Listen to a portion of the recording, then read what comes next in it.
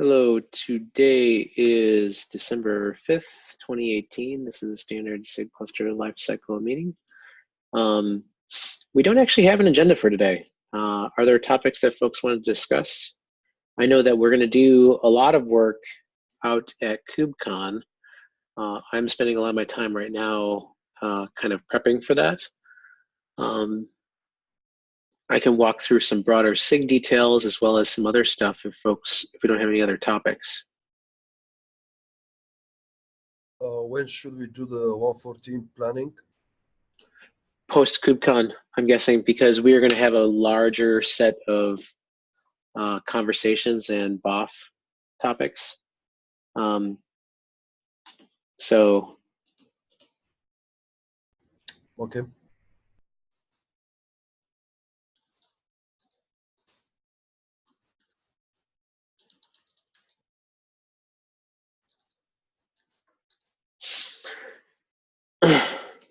So, are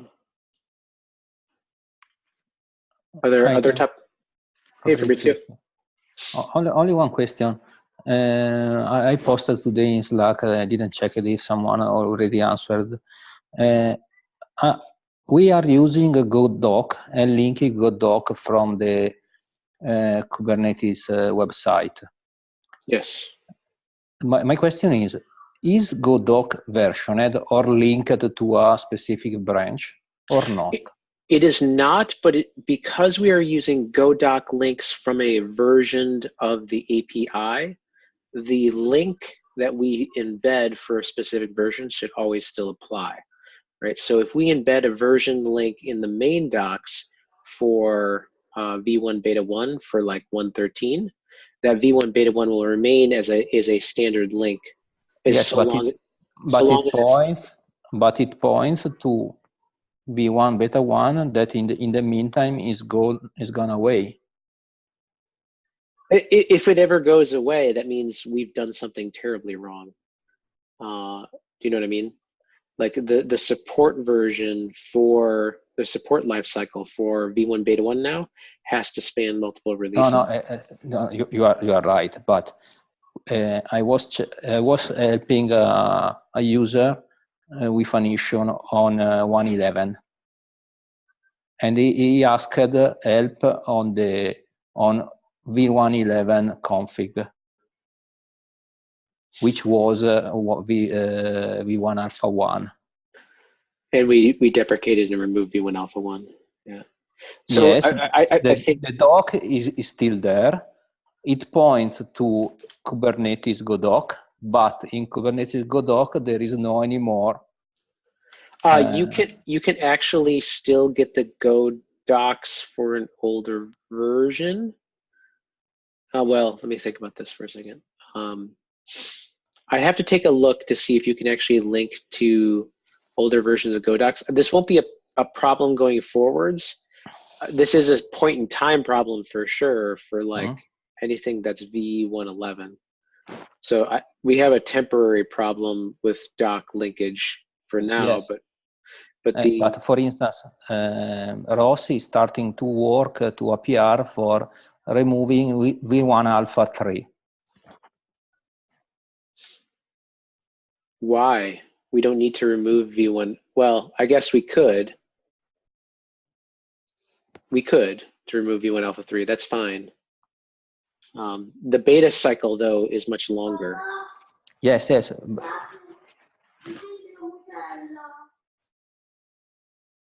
So this is a meta topic. So we are linking to things. One of these topics is not versioned. The other, yes. So maybe that we have to pay some attention to make things consistent. I understand what the problem is.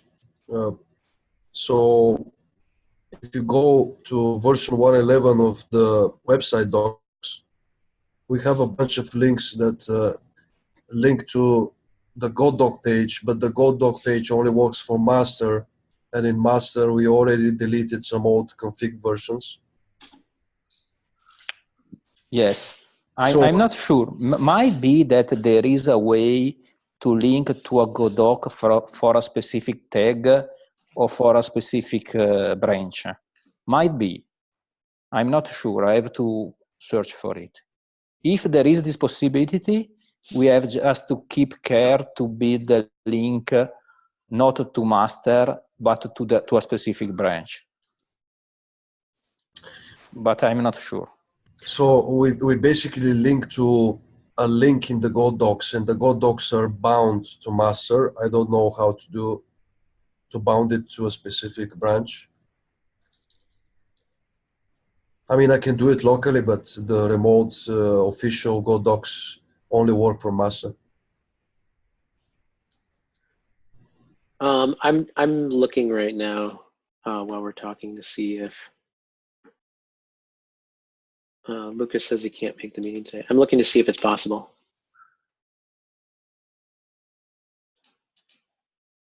I have found go pkg.in that can act as a proxy. Okay. But I didn't manage to make it work. Also, think, go ahead, Tim. I think this is going to be like, this is a transitional problem. Like it will exist for 1.11 and for users who are trying to update things or to take a look at the documentation for 1.11 for the next 3 months and potentially 1.12. Yes. So we have a 6-month window where we need to find a potential temporary linking solution. Yes. But this is also a generic API machinery problem. It's not only our problem. Well, like because of the version windowing of how the support lifecycle works for beta plus versions, we actually don't have this problem because we will always have a V1 beta 1 for the entire lifecycle support that exists for the support cycle for Kubernetes. So it's just an overlapping problem. So because we're V1 beta 1 now, that one will not be a problem in the future, right? Because we have to maintain support for V1 beta 1 for at least 2+ cycles after the initial release. So that's 3 windows. So that means that you have support now for the entire life cycle for supported versions of Kubernetes. So as soon as we drop the next version of Kubernetes, we drop V1 beta 1, and now we're on V1 beta 2. Right? So for beta, once we hit the beta checkpoint, it's no longer a problem. It is a problem currently for the next 6 months for V1 11 support and V1 12 support. I mean, maybe I should show a screen quickly. Sure. I have a link for an example here. Sure. Okay. So, just a second. If I go to the website, okay. So in website content, English, docs, reference, setup tools, kubeadm init. We have some authored content in here. And we have a section about the config. And here, this is currently what is in master of the docs. We link to this page. And this basically exists in the old website, like the old version, the 1.12. No, in 1.12. In 1.13, in the 1.13 docs, this is going to be hard-coded. Okay. And this is a hard-coded link. If I open this, it opens Go docs. It's not a specific branch. It's just a hard-coded path. And once we remove this, this link is no longer going to be valid. Yeah, we all get that. Yes. Yeah. And like the question is how are we going to version? Because if people are stuck on version 1.13 for like 5 cycles, this is going to be invalid for them. Well, technically, here's the reason why I don't care once we get to beta 1, is because Kubernetes only supports 3 versions, right? So like as upstream community, Kubernetes will only support 111, 112, 113. For any window of time, there's only 3 versions that are ever supported. And that's been policy for years now. So if a person is stuck on an older version, they're literally out of the support window, right? So they should have updated when they were at the edge of support, and if they didn't update at the edge of support, then that's a provider problem, not necessarily a community problem, right? So if your provider is somehow sticking you, if you're still stuck on like 111 in a year from now, that's a problem with the provider and not necessarily the community. It's not our problem to solve, right? But we are removing a version every cycle. That's the problem. It's not every 3 cycles. We can't for V1 beta 1. Once we're in beta, we can't remove. It's also policy. So it is a problem for the link pointing to V1 alpha 3 or V1 alpha 2. Yes, it is a problem for those. But once we're in beta, we cannot remove. Yeah, if you look at the Go package in, it kind of suggests how to do this in the other tab in the browser. Here? You open, no, the one before. So Go package in Here? before. Okay, if you look at in the syntax at supported URLs, in supported URLs, it allows you to add after the package name the version or the version tag. So it seems that there is a solution, but I didn't manage to get it working. Yeah, I think there is I think there are ways to make this work. Also, like it's a point, like I mentioned before, it's a point in time problem. I also don't think we need to deprecate or remove V1 alpha 3. Like it's not a requirement for us to remove it at this point. In fact, I kind of want to have a quiescent period. I do not want to do a V1 beta 2 unless it is absolutely positively necessary to try and batch up as much configuration deltas as possible. I agree on avoiding to create a V1 beta 2 if possible. So if not strictly required, because we should be, we hope to be more stable. Yep. Removing V1 alpha 3 is a matter of cleaning up the code. And Ross is already starting with this PR. So if we want to keep the V1 alpha 3 for another cycle, we have just to ping him and telling him to keep the things on hold. I think it's fine to keep it because then that alleviates this problem for another 3 months for anything that's V1 alpha 3. I don't think we changed. Did we actually do Godoc references in V111? Yes, I find one, and this is where I started to notice the problem. Okay.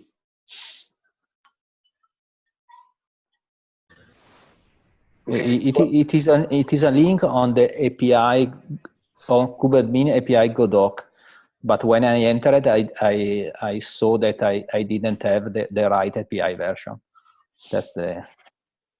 So I don't see a need to remove. So there's a couple things we can do to mitigate the problem in the future. So we have a 3-month window of V111 docs being potentially slightly off. I think we can leave V1 alpha 3 and not. There's no forcing function that forces us to remove it. Usually, you always have 2 straddling versions in the code. Right, and yes, ideally we would clean it up, but because of this issue, there's no real need for us to remove it.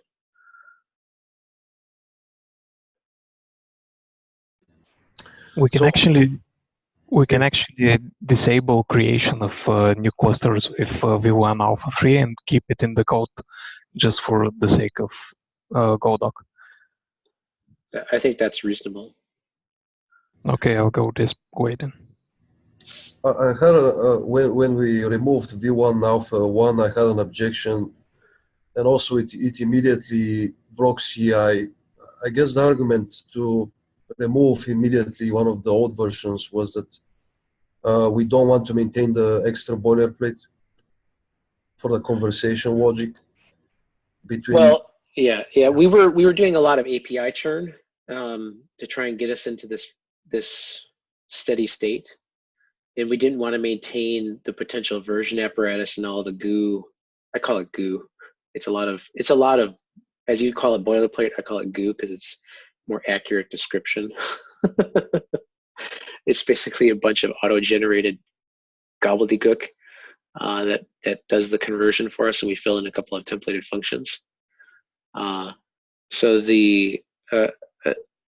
I agree that like now we're in the we are in a new stage of growth, right? Like, you know, we can walk now like toddlers, and now we're off to running. So at this stage we should not be churning that.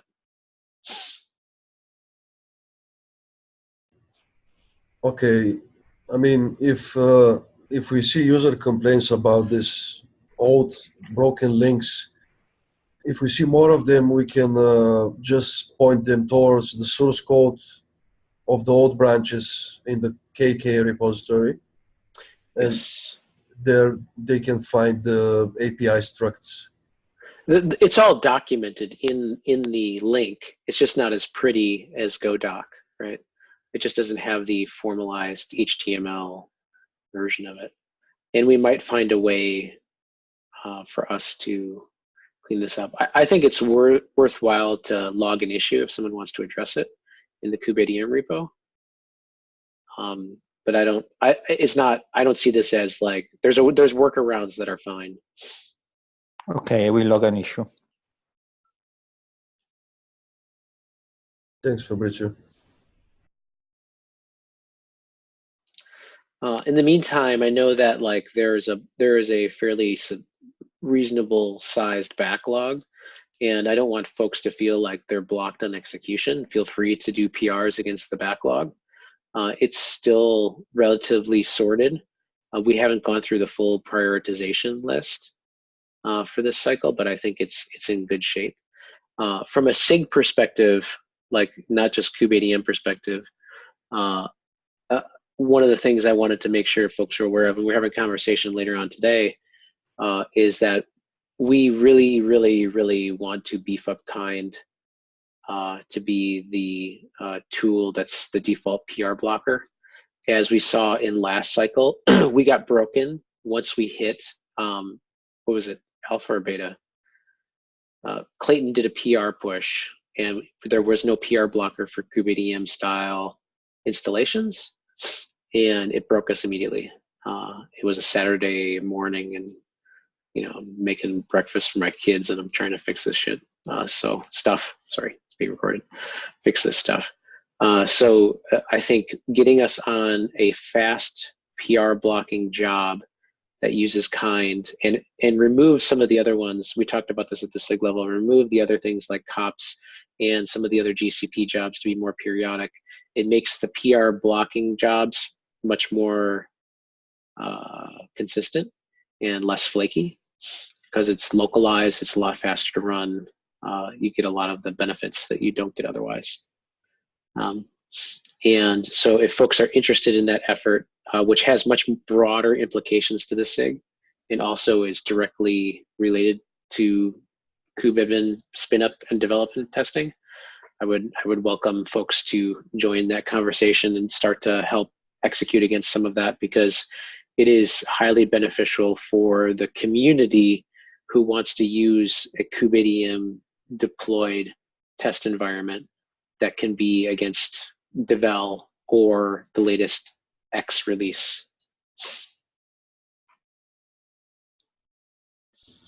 Tim, I have one question about this part, because I already started working with Ben on kind. Initially, aiming at replacing the kubeadm playground. So aiming at using kind as a way to quickly test new kubeadm deployment, and so I started with this in mind, but I got your point that we can use kind as a CI tool. What is not really clear to me is which kind of use cases we want to cover using kind. I'm making an example. When I do testing for the new release, I have a more or less a matrix with some variation of the cluster that I can create. So I test external etcd, I test external CA, and for external CA, now we have at least 3 variation: external CA, external from proxy, external.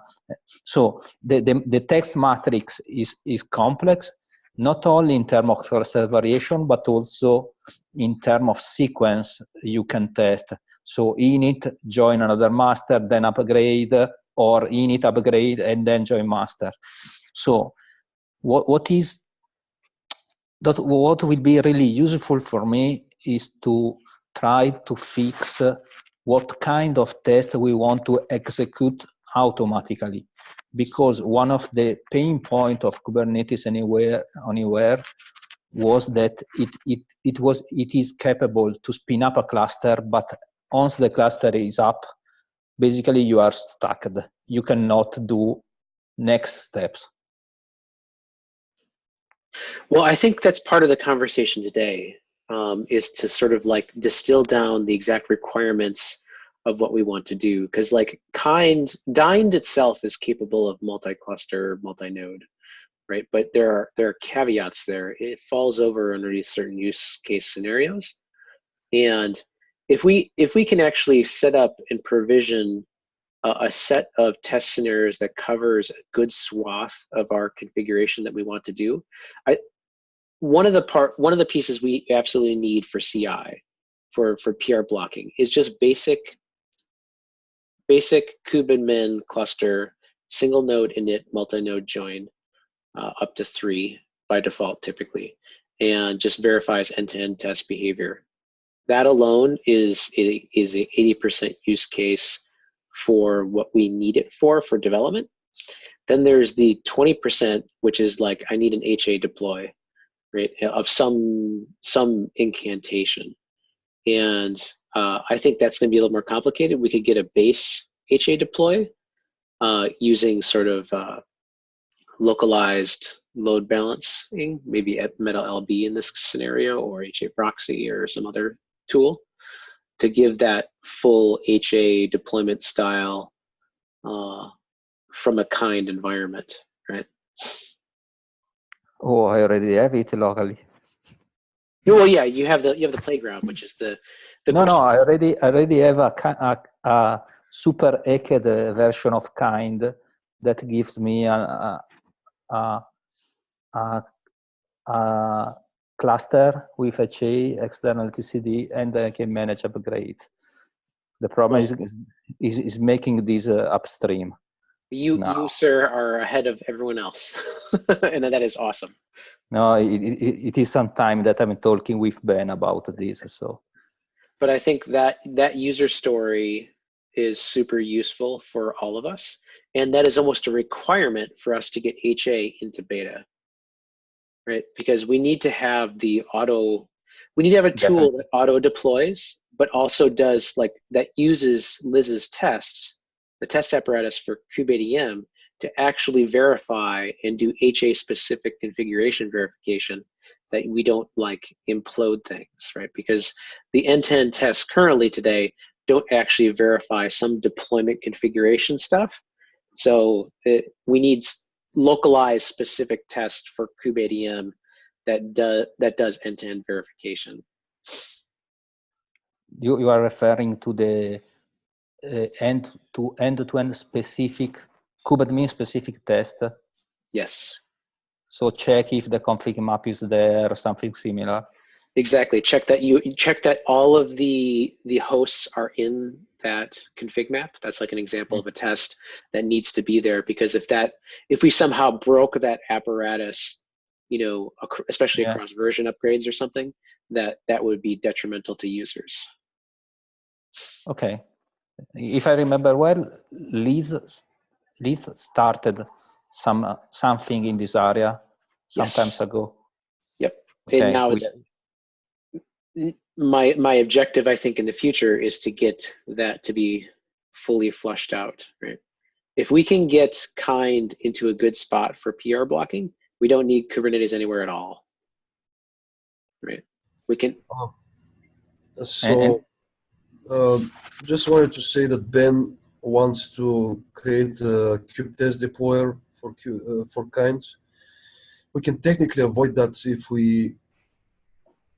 we basically feed specific scripts. I mean, this is probably a discussion for later. We can potentially feed specific scripts to jobs instead of having to maintain this extra deployer. But I'm sure that Ben is going to be very, he's going to push for this. The idea of the deployer is that you can feed any type of configuration to it with parameters, and then you can create any possible scenario that you want to test. Yeah, I think it's in a state which is good enough right now for us to throw down other resources at it from the SIG perspective and from a company perspective. I think for folks who are interested from the SIG perspective, I think it is a highly leveraged tool, right?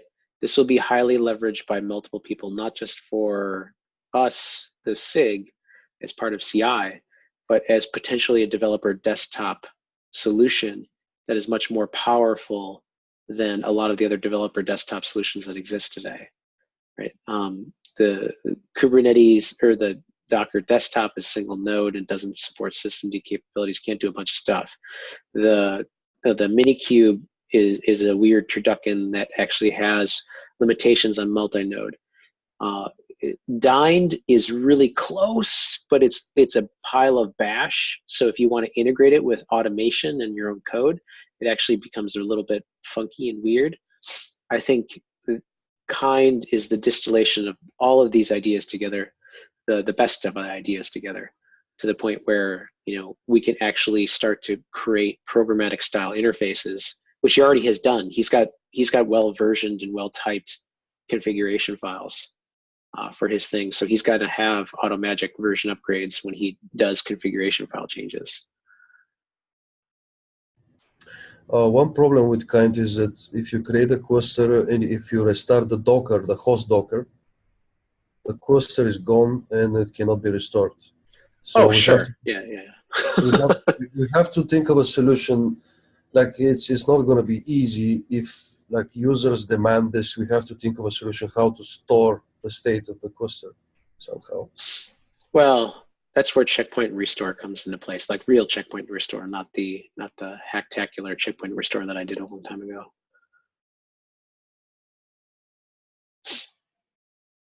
But yeah, I do believe for now that it solves a huge swath of use cases. Okay, what time is the meeting with Ben? Hold on, I can tell you in a second. It is in 2 hours, I think. 2 hours, yeah. I will paste, I don't know, did he send it to the mailing list? I know there's a bunch of people in the list. So Ruben invited everyone privately. I'm not sure why. I cannot share the link because Ruben is inviting people privately. Well, I'll just say it's at, what time is this actually? It's at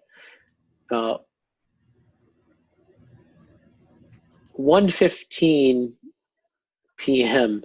CST. So wow. That use your Google Converter for your local time zone. 1:15 p.m. CST, and then convert that to your local time zone. I will paste the link in the chat channel too as well for folks that want to join. But I would love to get Kubernetes Anywhere out of the picture entirely for 1:14. And I think, because we're not going to be doing a lot of shuffling in this cycle, I think fixing some core tech debt issues that we've had for a while both helps us move faster in the future too. So Jeff, a couple of days ago, Jeff broke the CI artifacts for kubeadm because of basal versioning. And currently, the only end-to-end test that we have that catches this is Kubernetes Anywhere. It's pretty good at that. It catches all the CI breakages. Yep. So if we start using Kind, we have to also have the end-to-end test that verify packages. Yes, we do. Yeah, I have a meta issue that I opened up about packaging, which is also, I think, should be like a P0 thing for the SIG and this sub-project in general for the 1:14 cycle. Let me see if I can find it here. It's in KK repo, but it has a full bulleted list of all the items we need to address. Give me 1 second and I'll dig it up. This was uncovered because of the issues that Duffy and Jeff had uncovered.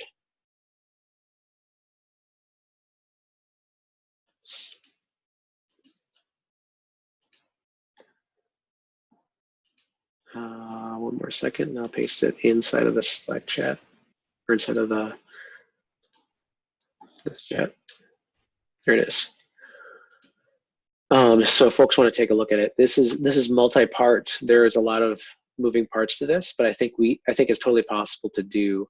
And you'll find that like the third bullet point is decouple Bazel to strictly function as an overrider. I think Bazel is doing too many parts of the packaging that it should not be doing. In strictly being a tool that leverages or does overrides and kicks the kicker stuff, the script execution stuff. Because right now it's kind of conflating the problem. I also like Jeff's question, like why are we even building deps and RPMs? Well, that's the last bullet point, which it says like create a meta container, right? That's been the thing that I've opined for. And if we have the meta container that builds the packages into the meta container, that would give us the kind solution for doing package installs, right?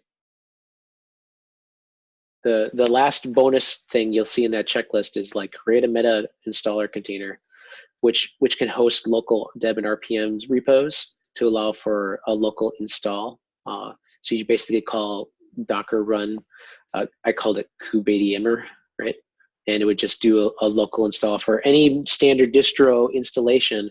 It would do the right thing, right? You would have to have a script inside of there that basically had the local packages installed in that container that just basically did local install from that environment through. This works fine with Yum. I have to double check how apt works with that stuff.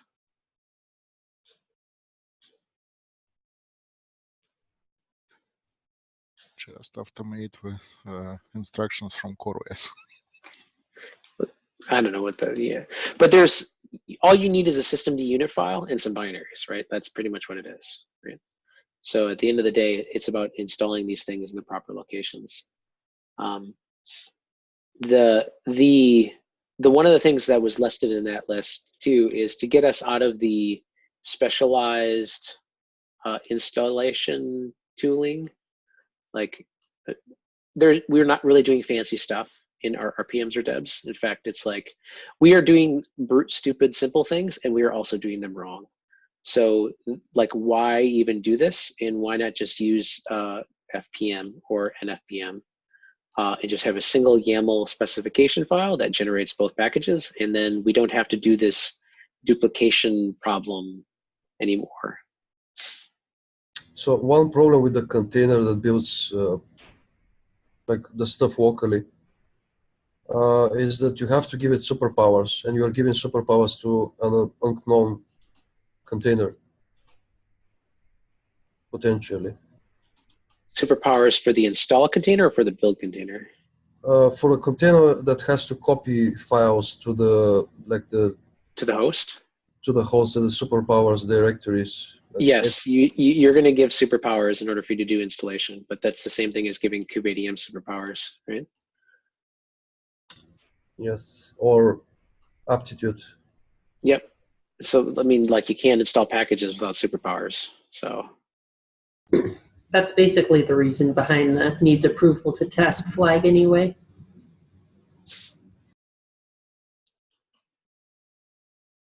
I mean, this is a pretty good idea. I guess the problem is that nobody is working on that. Like, well, I think the problem is that like we've limped along for a while, and it was never deemed a priority as a SIG. We've always wanted to do it, but I think with every release we had higher. We wanted to get to that GA bar because that was the highest priority thing to get to, and because that was the most important thing, we amassed or just let tech debt slide for several cycles. And now that we are past GA, it's good to, this is actually a good time to pay down a lot of that debt, in part because we want to amass a set of critical features for the next push. But we want to, just give enough quiescent time to think about those features and how that might ripple through config or ripple through the actual command line interface. So that way we can plan it appropriately for execution now that we are a GA tool, right? So paying down this item as tech debt is, I think is a P0 style thing. That's the reason why I'm focusing on test and release automation. I think are super important for this next cycle, as well as some of the other supporting work that like Lucas is doing around getting the configuration more formalized in the system, right? There's two major high priority items, and I think those are the two things that from a planning perspective, I'm going to push for, I think, and Lucas and I will chat about that too. so even if we do the container that is installing stuff, I'm pretty sure that distros, like I know how distros work, they're still probably going to build their own Kubernetes and supply it via stuff like apt-get install. I think we do that all, right? We create the packages themselves, but we create the super container that does this. And over time, we'll see what the community says for feedback. Yes, we basically have to tell them that this is how it should be done with the official way. Yeah, I think we need to slowly modify it over time to get people into the new frame of things. So still produce the packages as normal, but this time, instead of producing the packages in the release repository and having weird CI bifurcation, like dedupe it, put it in something like NFPM, and make KK be the canonical source of truth. Also, another problem with the release repo is that if some sort of a breakage because of a PR happens there, we don't have a way to catch it on test grid because you don't need to preach to me about release repo. I've been in this boat since Epoch. Yeah. We definitely should do something about it. Do you think that people like Caleb are going to have objections about this? I don't think anyone cares. They do the revisions only because they have to, not because they want to or care about it. Okay. And this puts it squarely on our shoulders to make this all go and work right. Yes, we are facing the problems. Yep. Which I think is good. I think this will also simplify the release repository to basically say, here are the artifacts from KK. Let's sign and publish the artifacts, right? and it gets the release repository out of the auto build generation bits that it doesn't make any sense for it to be there because it's not versioned, right? Yeah, it should only host like the signing, like you say, and the release to Anago. Yep. And that's exactly what I mentioned that as the preamble portion of that issue.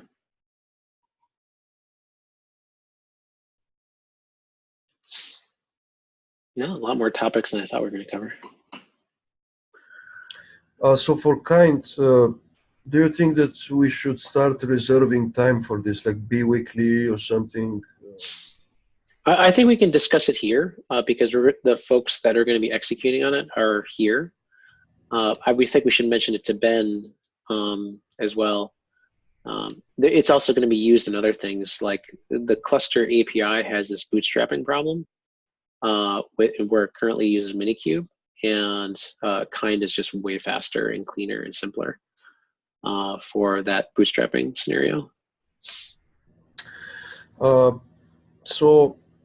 Knowing how Ben thinks, I'm pretty sure that he is thinking about visiting like different SIGs and presenting kind, and he has other things to do. So the occurring meetings, he's probably not gonna like the idea.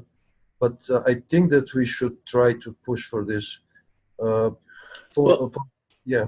I think part of this will be like we need to get SIG cluster lifecycle folks who are actively contributing and vetting and verifying this as part of the owners. We have a stake in this fight, a big one. So once we are active owners and maintainers, we'll work with Ben, absolutely. We'll try to prioritize that. But at the same time, it's like any other portion of the Kubernetes project. No one person owns it. It's a community, right? So, and it should never be a single ownership thing because that's just a recipe for disaster. Yeah, hopefully, I mean, we don't make decisions that he is going to definitely disagree on. No, we should just do standard operating procedure that we do for everything else. And as we function as a SIG, we always come up with a plan, we log the issues, we talk about things openly in public and loop in the stakeholders whenever we need. And we've never really disenfranchised or explicitly disenfranchised folks in the project. So I do know that sometimes we ruffle feathers with CI automation stuff, but that's not necessarily our problem. It's more like there's a cascading set of dependency problems. Yes.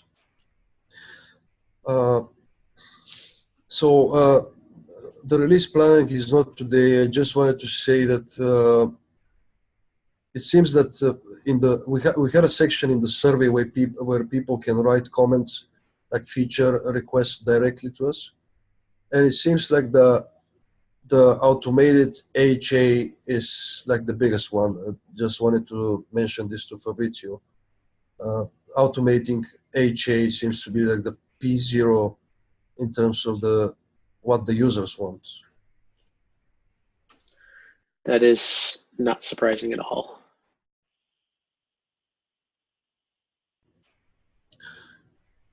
I'm hoping that we are going to get something like 100 responses at least, so that we can have a good sample size to make like claims. Mm-hmm. I think by the time we're going to do a lot of signal lead out and awareness during KubeCon. So I'm going to make sure that that's a part of like every slide that talks about kubeadm is to point to the survey.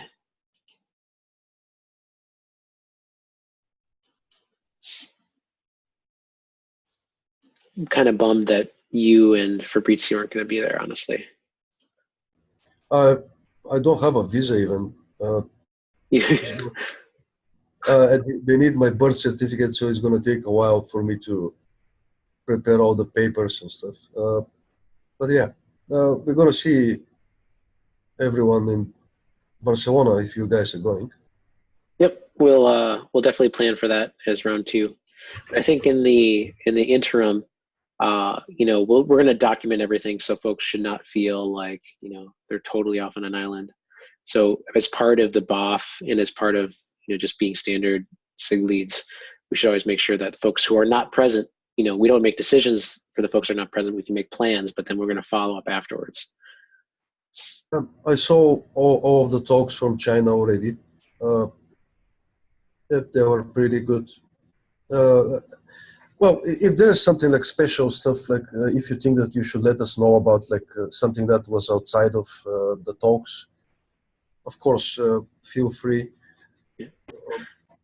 I think what I'll do is typically as part of any,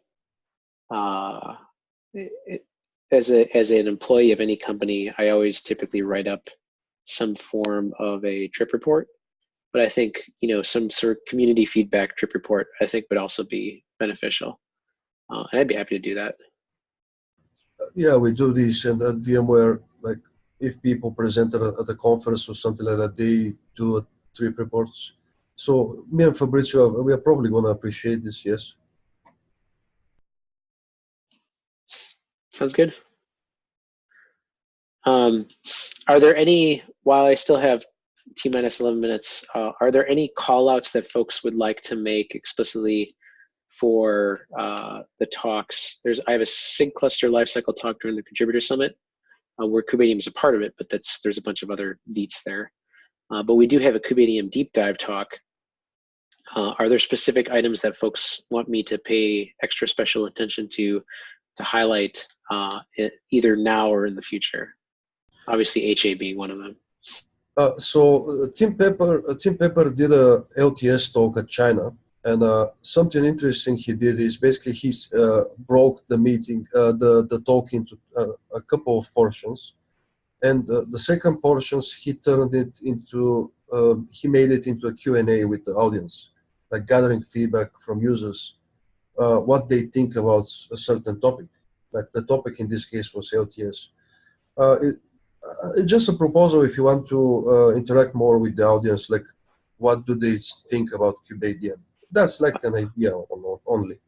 For me particularly, I prefer that. I'm much more colloquial, and I do not actually like talks in general. I like to like burn through, here are the highlight reel, and then actually have a conversation. But Liz, what do you think? I'm actually going to pull people on stage. What are your thoughts there? My thoughts are that you should go over this kubeadm talk that you're going to give with me. Yeah, I'm planning on it. I'm working on it today. All right. What specifically did you want my feedback on? Sorry, I was distracted. I said, Libomir had the suggestion of splitting a portion of the talk just explicitly for having a conversation with the audience. I think that if our venue is just like if our venue is like pretty small and cozy, I think that could work. But we'll need good moderation because otherwise it'll just be, some guy, some dude standing up being like, let me explain everything I know about Kubernetes in the form of a question for half an hour, which is, I think, a failure mode of audience questions we're all familiar with. That is hilarious. That is too true. Or just like, no, I don't have a question, I have a comment. Yeah. So I think it could work, but I don't think it's a thing that, like, it could work, but it could also like kind of fall flat on its face, I guess is my opinion there. Yeah, basically use your judgment of the crowd in this particular situation. Like, yeah, like if there's like, 20 of us in a room, like, yeah, absolutely, let's have a discussion. 200 people show up for the kubeadm talk, I think probably we should keep it to just us. Typically, that's not the way it goes for, there's two tracks at Kubernetes, at KubeCon. One is the developer track and the other is sort of the talk track. And for this track, it's traditionally, since Epoch at least, has been mostly attended by people who have like vested interest. They're doing development, or they're integrators, or they're people who are directly using this in a day-to-day type of thing. So they're much in the know, or they're people who are initial folks who are doing that initial work to get started on it. Yeah, that makes sense. If it's a relatively cozy gathering, I think having audience discussion is a great idea. Okay, I'll try and plan that in the slides so I don't like monologue style talks. I just really don't. I've never enjoyed those. Unless the person is really comical, in which case then it's kind of fun. Hopefully I don't bore everybody after my 5-minute lightning talk. A lot of time for audience participation there.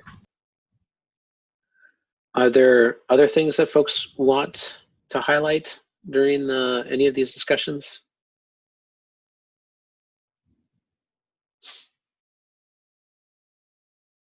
I saw you unmuted, Ross.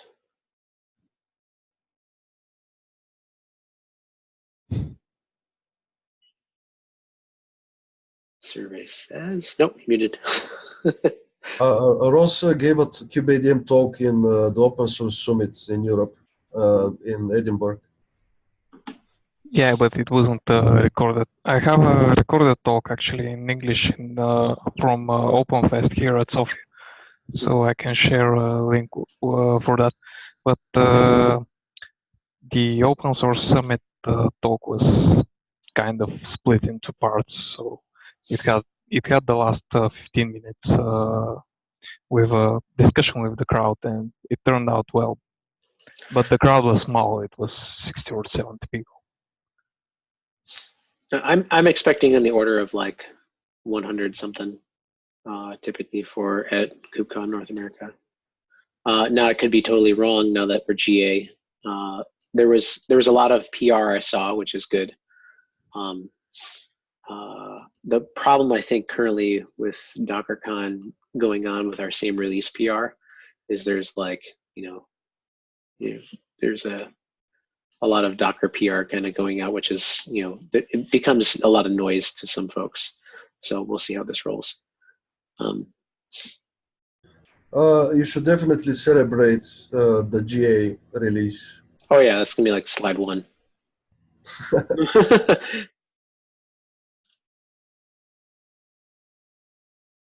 And also going to be a bunch of shout outs in slide 2, because there's a lot of folks who've been active and contributing to the community. No one person owns this thing. It's been a community engagement. It's been awesome. So, all right.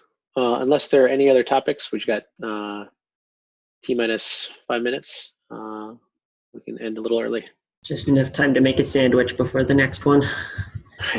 Take care. Thanks, everybody. Bye-bye.